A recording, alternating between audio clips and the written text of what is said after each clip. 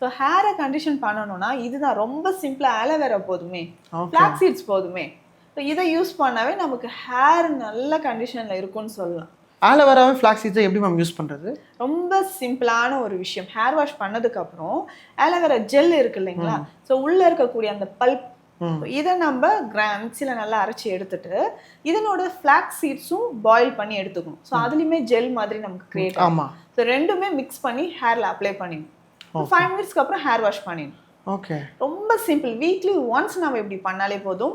இன்னும் முக்கியமா வீட்டில் நம்ம சாப்பிடாம சில விஷயங்களை வச்சிருப்போம், அதெல்லாம் ரொம்ப கெட்டது உடம்புக்கு. என்னன்னு பார்த்தோம்னா பனானா சாப்பிடவே கூடாது, ரொம்ப கெட்டது. அடுத்தது பப்பாயா, இதுவும் நம்ம சாப்பிடவே மாட்டோம்.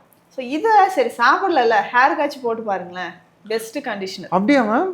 ஸோ இது ரெண்டுமே போதும். ஹேர் நல்லா சில்கியாக ஸ்மூத்தாக வரணும்னு கெமிக்கல்ஸே யூஸ் பண்ண வேண்டாம்.